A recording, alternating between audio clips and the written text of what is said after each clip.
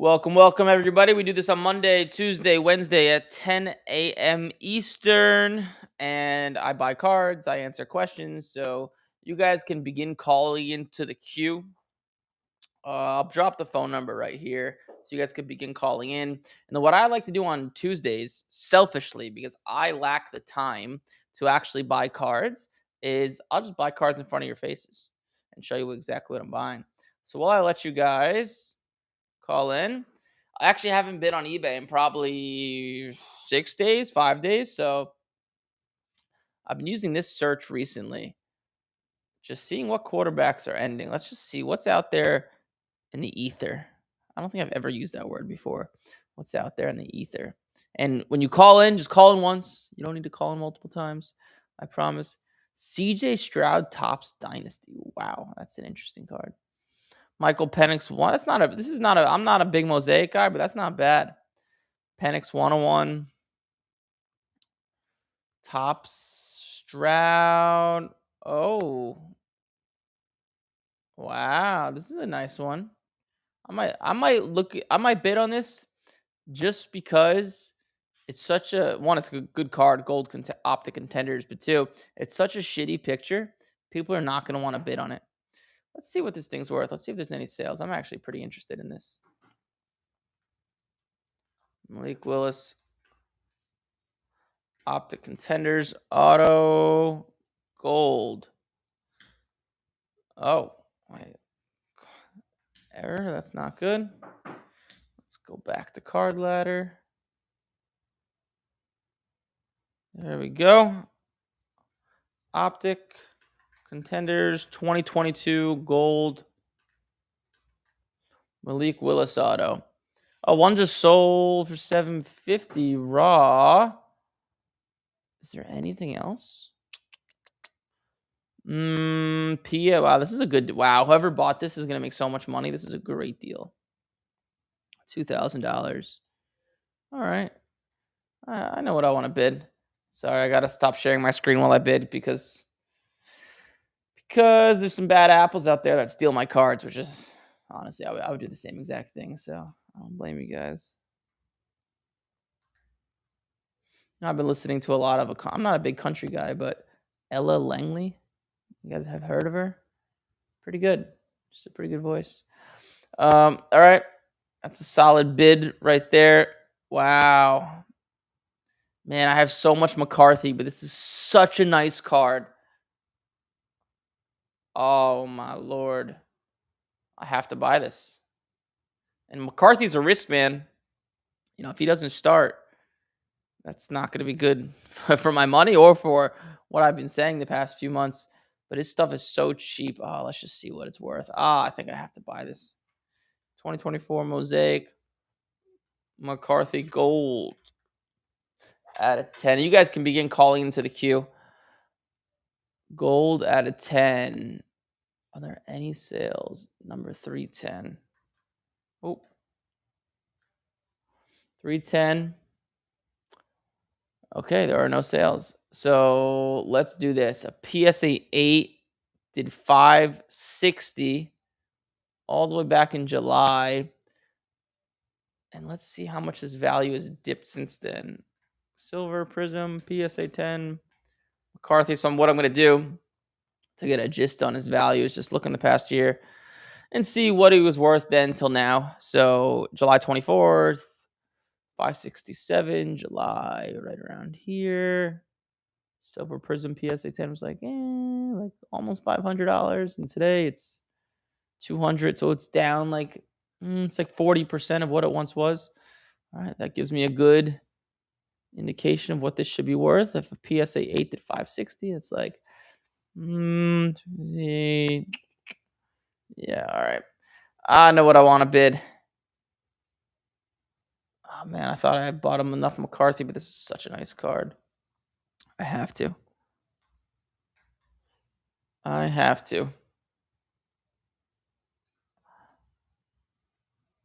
right. Well, that's some good stuff on eBay.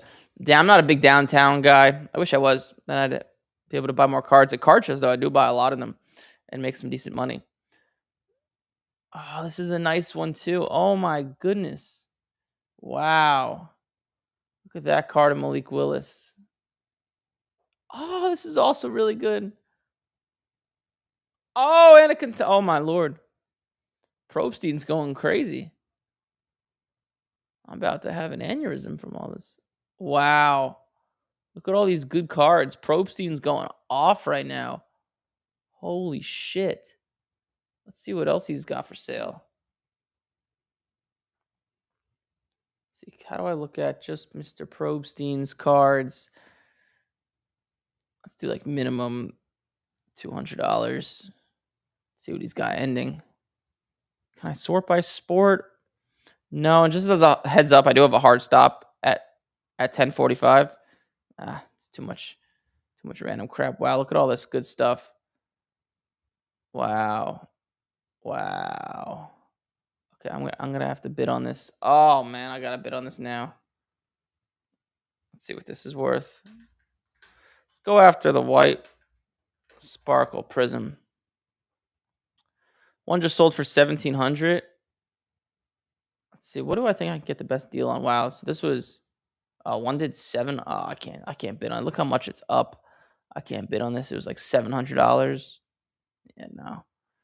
I don't think I'll get a good deal on that. Malik Willis, Contenders Cracked Ice PSA 9.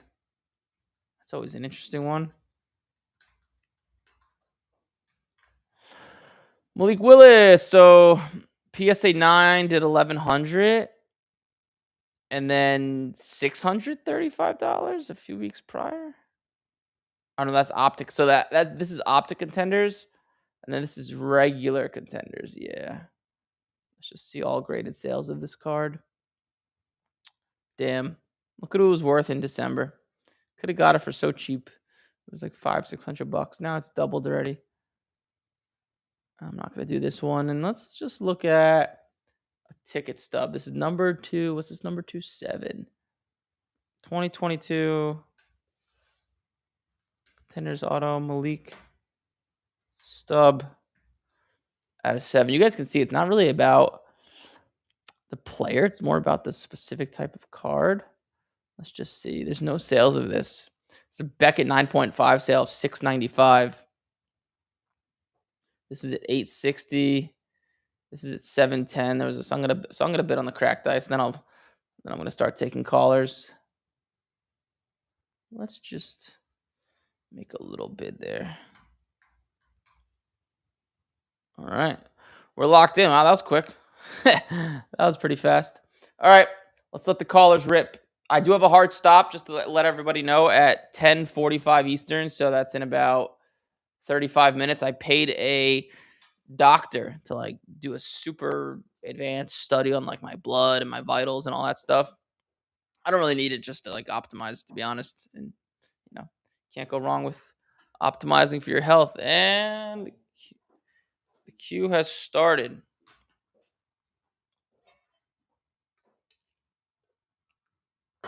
All right.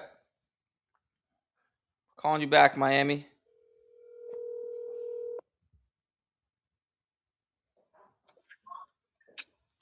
Hello? Hey, you have Eric. You're live. Hey, Eric. How are you, man? This is Damian from Miami. Damian, right? Yeah. Yeah, man. I just had a quick question. I purchased a card, and I wanted to get your take on it, if it was like a good buy or a bad one. Sure, go for it.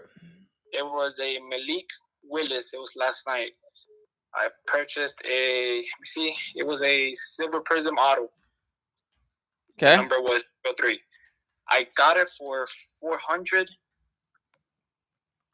Okay. And I want to see if you think that was a good purchase, if I overpaid a little bit. Let's see. Yeah, you're the highest sale in the past like years, slightly. That was just doing 380. So like I always like to get a deal, right? Like you probably could have went to a card show and found that card for like 330, 340. Is it a good buy? Are you going to make money? I believe so. I think even if he goes to the Cardinals, you'll probably make money. Hopefully he goes to the Steelers or the Jets and you'll make a lot more money. Yes, goodbye, you'll make money, but I just like I'm cheap. I like to get the best deal possible. So I would have bid like 360, 370. But and then let the next sale be $400. But you'll most likely you should be fine. I just never like to be like the highest sale. Yeah, of course, of course. All right, and then the last card was a Malik Willis green scope. I know you got yours for like 300 at the card show. My boy has one. He's the lowest he can go is 350. Would you just make the purchase right there? Auto or no auto? No auto. No. Oh, one just sold for three. Oh wow, I did good. One just did 375. Um, let's see. I mean, you're talking to someone that just bought one for 300, so it's tough for me to say yes. Yeah. That's the problem. The question is, it's like, yeah, it's okay. It's a good buy, sure. Like you'll make money, but it's about putting your money in the best possible position. So would I buy one for 350 right now? Yeah, I would. It just depends on your budget. Like, what's your budget for buying cards? So I have a whole collection, and basically that was like the last. I only have $500 left. I have a collection of 5,000, and that was just the last that I had left. So I wanted to get a Malik Willis before I, just started grinding on my job to get more cards to grade. Yeah, Malik Willis, I wouldn't go too crazy with because I like to buy. It's always safest when someone hasn't went up, and Malik Willis is obviously trending upwards. So I always like to tread lightly. I have some Malik Willis, not a crazy amount, but yeah, 350. I would try to get it down for 300. Show him the video of me buying it for 300 and say, "Hey, look, this is what it's worth." So I would try to get it for. I'd really like it for like 325, but 350 is fine. I'd probably buy it as well if it was me. All right, man. I'll probably just put a little parlay if I make money, and There you go. Or you can do that. All right, thank you, man. All right, Damian. Talk to you later. Take care. All right, bye. All right. Holy shit. There's a lot of callers. Boston, Massachusetts. You're on the line. Or about to be on the line.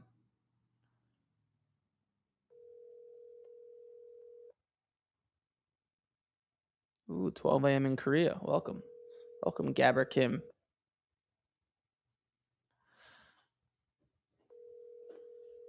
All right. No answer from Boston, Mass. We'll move on to Virginia. Hello? Hey, you have Eric. You're live.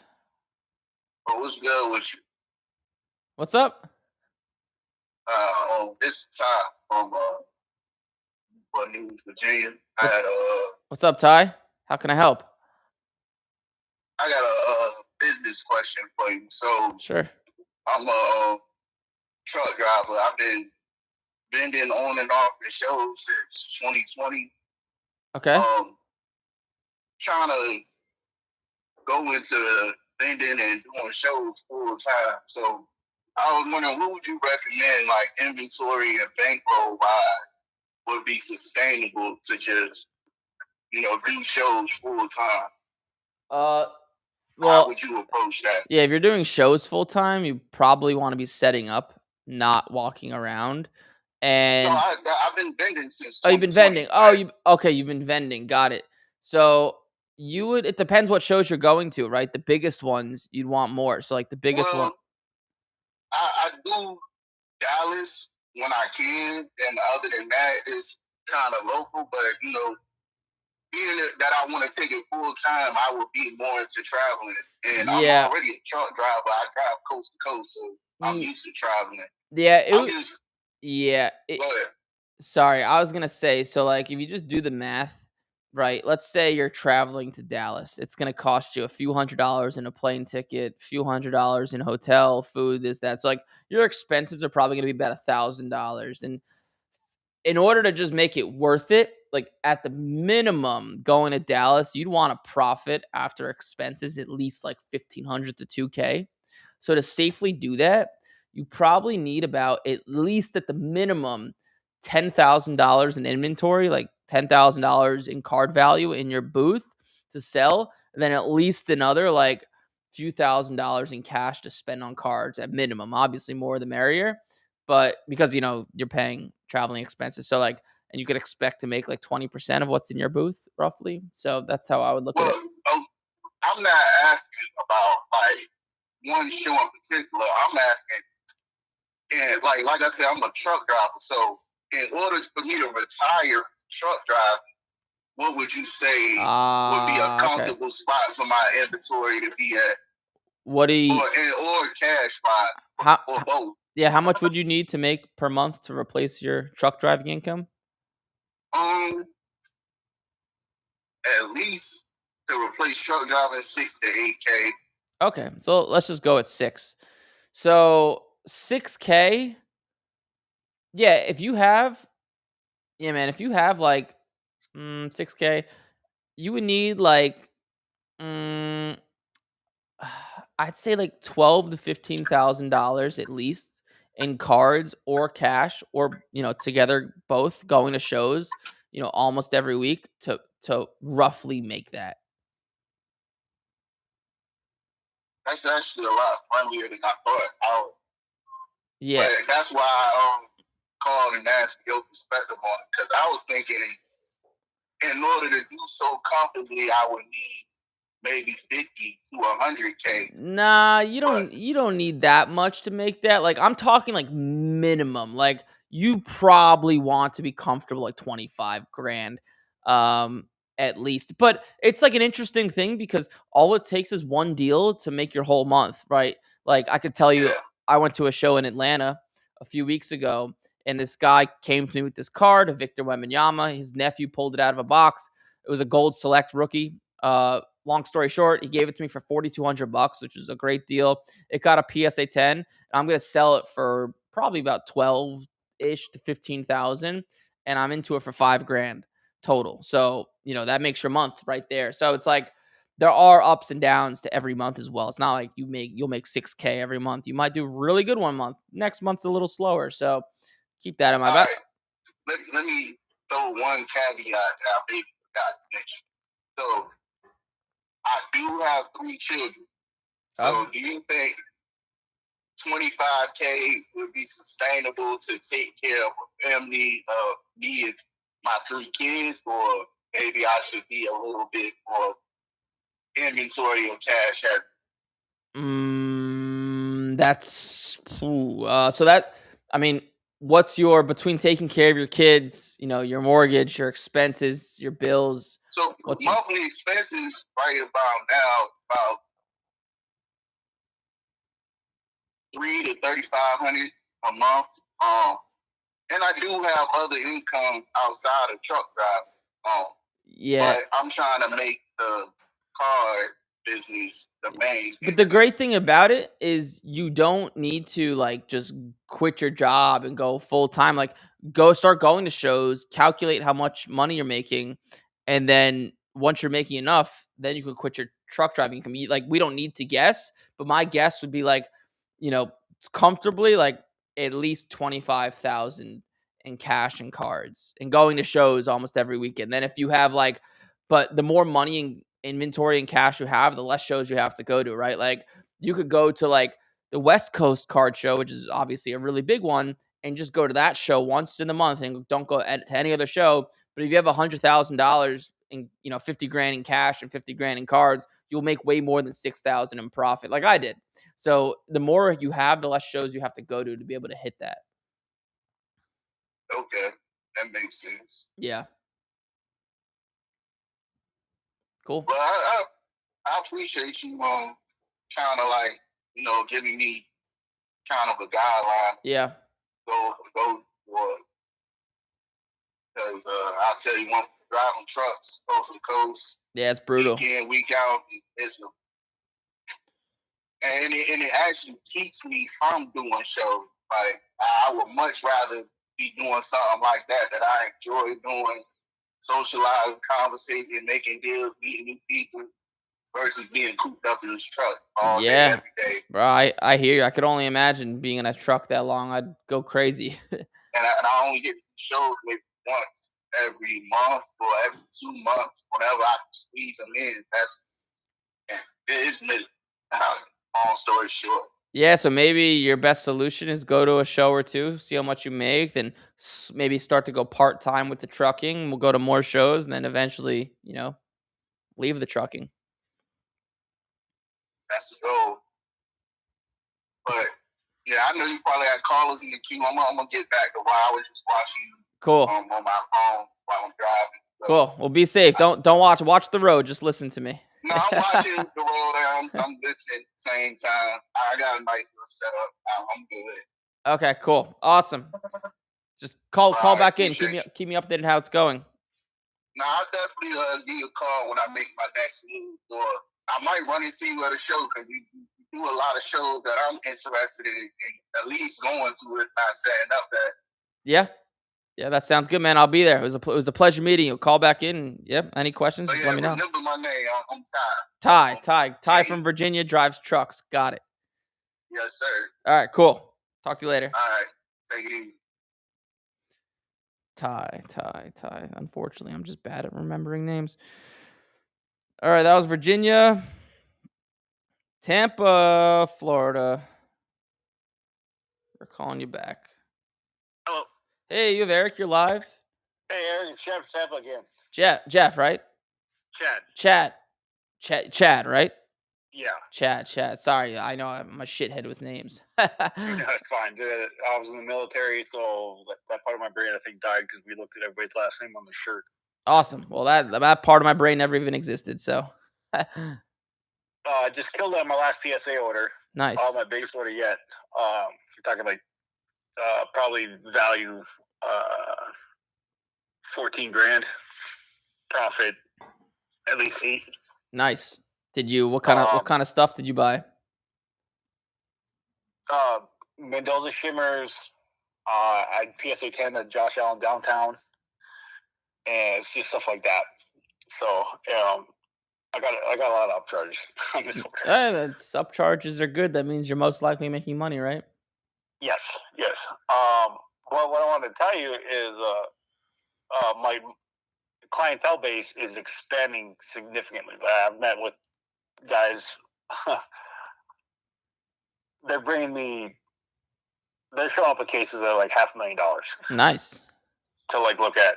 So I mean, it's just doing what you're doing, and then me being more smart with cards and targeting this stuff. But I did have a question for you. Yeah. On Wednesday, I got a call. I had to go meet a guy. My partner called me. He wanted to go buy some Mike Judge rookie cards. The kid works for the Phillies. Okay. Training.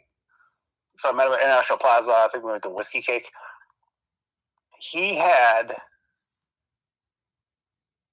Mike Judge rookie. Aaron Judge. Yes, I see that. Aaron Judge. Okay. I always mess it up. Aaron Judge prototype cards. What year are they from? His rookie year. It's called prototype. They're I guess the guy who has them, the guy from Panini owed him money. So he's like, he wanted hockey, he didn't have hockey. So he's like, well, what else do you have? He's like, well, I have the Aaron Judge cards, but he can never sell them. So they were, I guess, the backup copies for the gold vinyl 1 of 1. It's unstamped, unsigned. He had the gold vinyl. What year is it from? What Judge rookie? 17? 20.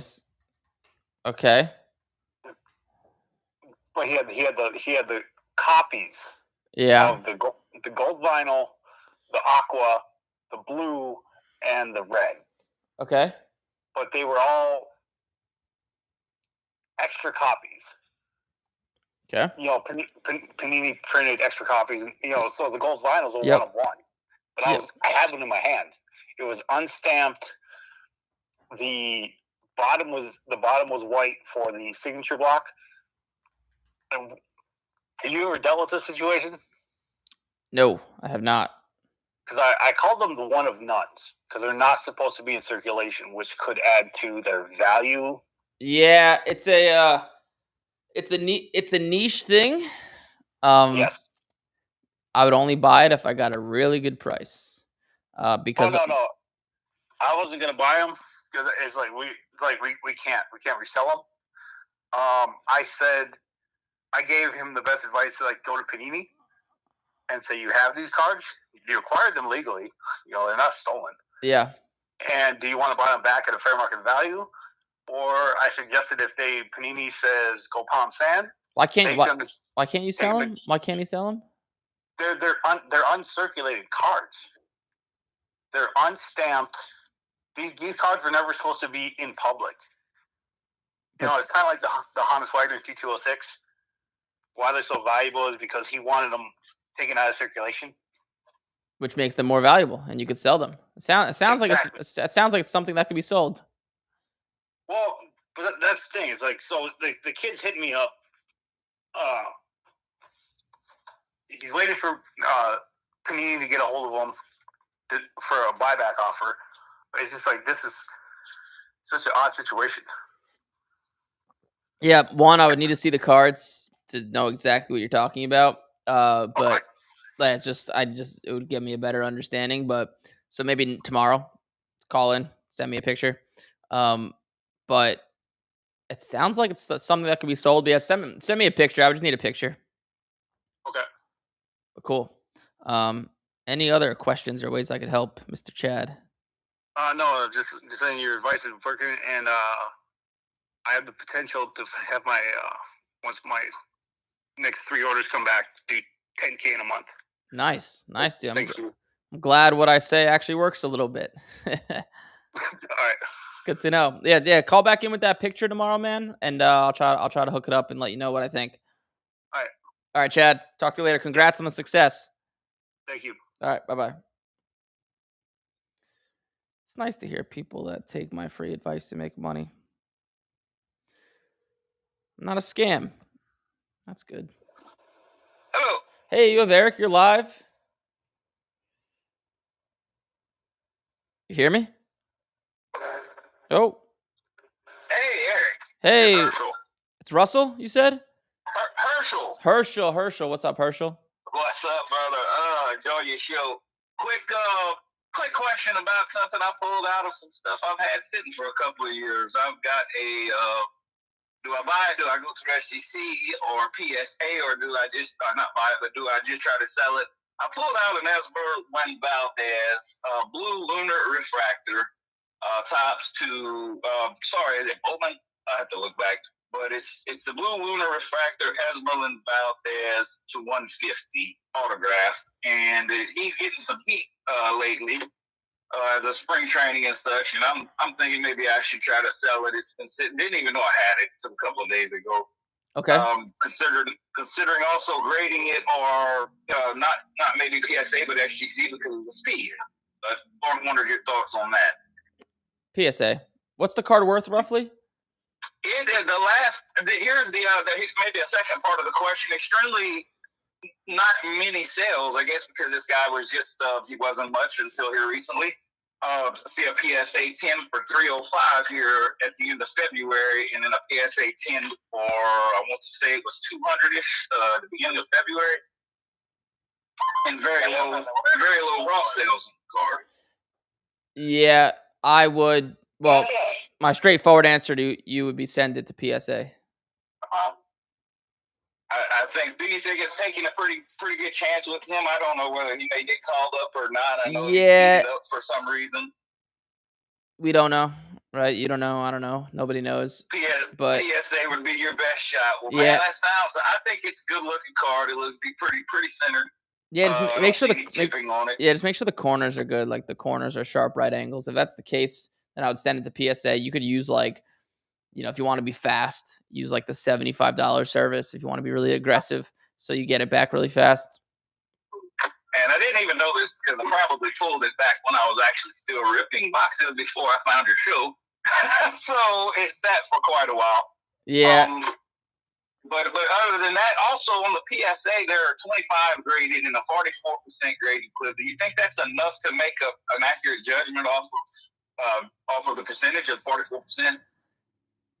I mean, it's more about the independent card, how it looks. It's just like I just use gem rate in those percentages if I'm looking, because like if I have the card and I'm looking at it online, right, it's really hard to see everything. And if I see a gem rate of like 8%, I'm like, okay, this just doesn't make any sense. But also I use it as like you pulled the card, so I would send it in. I did. But it's more of like a measure of like, okay, how hard is it to grade versus how much money can I make. If the gem rate's 10% and I could only double my money, well, I don't buy it. But if the gem rate's 15%, but I'm 10xing my money, okay, then it's worth a shot. But it's kind of irrelevant for you because you pulled the card. Yeah, I did. I didn't even know I still had it. But anyways, that was my question, man. I certainly appreciate your show. Listen to you often. Yeah, thanks, bro. Thanks, Hershel. Thank you. Have a good one. Bye-bye.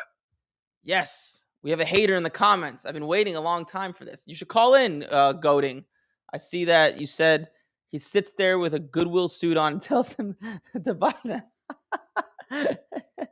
Or Eric doesn't even know that there's 0% chance they're real. This call is the best. I don't know what that means, but yes, you should call in and explain to me why you don't like me. It'd be a good conversation. I'm more than happy to conversate. And maybe what I'm saying is totally wrong.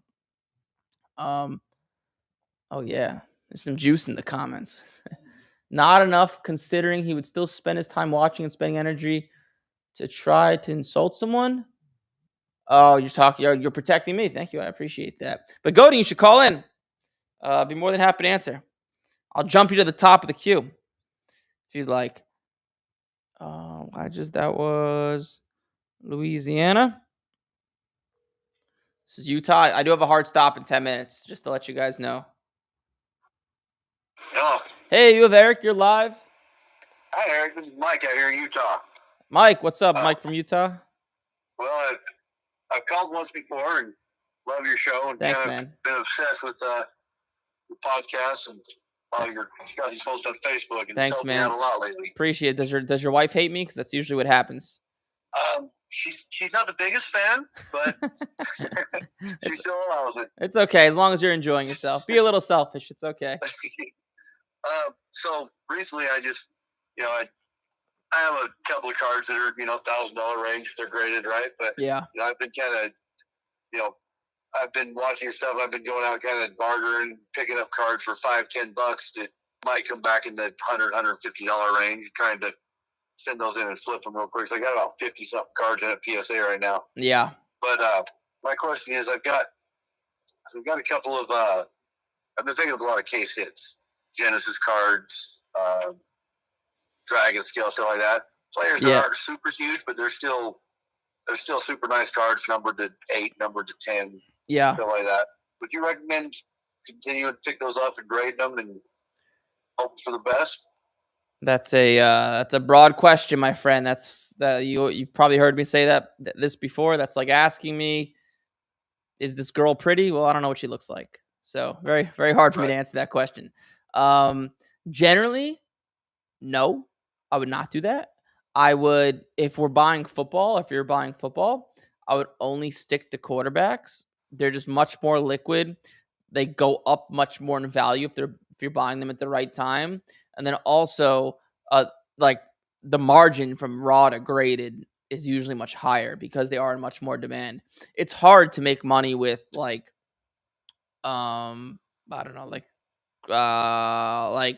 Quinshon Junkins. Like he's good, but it's just way harder to make money because the market's way smaller than someone like Cam Ward or Shedeur Sanders. So I wouldn't. I just think you could put yes, it works. There's a lot of ways to make money and everything works, but you could put your money in a better situation or a better opportunity, in my opinion. So I would not. One last one. I actually have a meeting this week with one of your people, so I'm kind of excited for that. But so I've got an offer right now. A guy has a Josh Allen, a rookie card that it's numbered to 99. It's one of the rookies and stars cards, and it's graded a Beckett 9.5. The last sell on a nut, there's only a pop 2 on it. The last sell on a 9 was about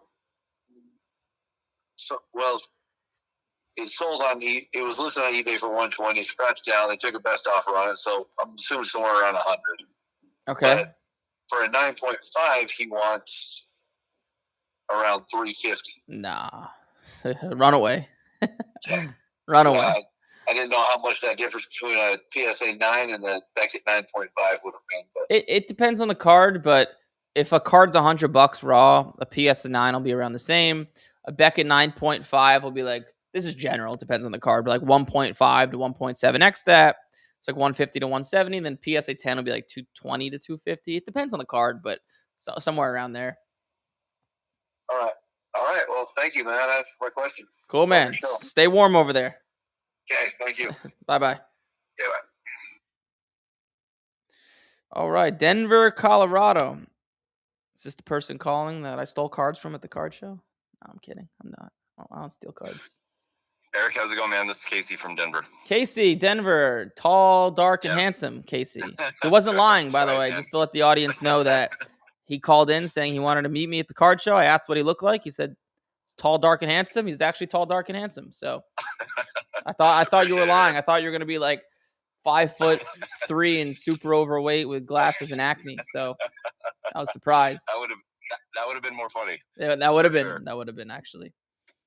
Good deal, man. Well, so it sounds like you've been given some positive feedback on the Denver card show. I was curious to get your summary and maybe and just see how you think it compares to some of the other ones.